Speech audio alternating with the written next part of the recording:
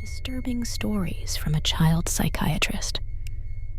For obvious reasons, I can't give too many specifics, and I've changed some minor details, so patients can't be identified. But I need to get some of this off my chest. Medical school doesn't prepare you for the things you will see in real life. Case 1. Miranda was a 5-year, 4-month-old Caucasian female with no prior psychiatric history. I was working hospital consults at the time. She was admitted to the PEDS floor earlier in the week for seizure-like activity, and I was consulted by her primary team for evaluation of odd behavior. You never know what you'll be walking into with a vague consult like that, and usually I'll try to get more details. But the resident requesting the consult had a tone in his voice of restrained terror and urgency, so I decided to just come see for myself. Miranda was small for her age, thin and waif-like, with pale, milky white skin and long dark hair.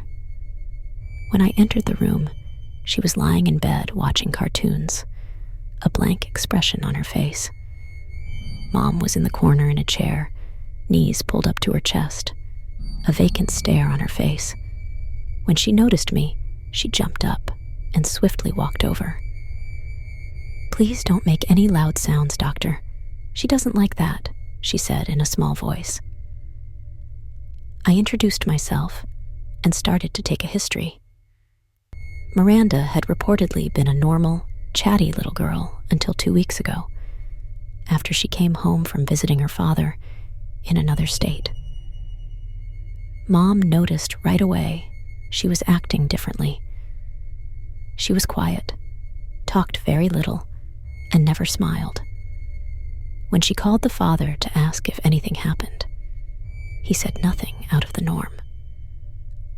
The night before hospital admission, Mom said she walked into the kitchen to get a glass of water around 2 a.m., flipped on the light, and Miranda was just standing there, facing the refrigerator. Mom screamed because she wasn't expecting to see anyone there, and Miranda turned her head sharply toward her and said in a deep voice, "Be quiet." She then went back to staring at the fridge. Mom was speechless. After a moment, she walked up to Miranda and gently guided her back to her bedroom. She thought maybe she was sleepwalking. Mom told me, "I've never heard that voice come out of her before. It didn't sound anything like my daughter. It was deep, almost like a grown man trying to sound like a little girl." The next night, Mom couldn't sleep. She kept hearing the voice echoing in her head. She decided to get up and check to see if Miranda was in bed. Her door was open, and by the sliver of light from the hall, she could see a body on the floor.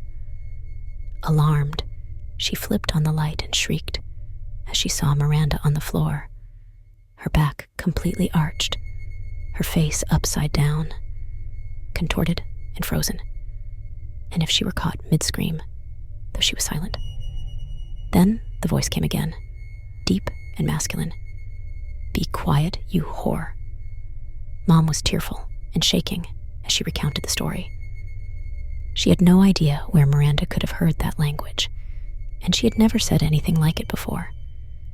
She was usually a polite and happy child.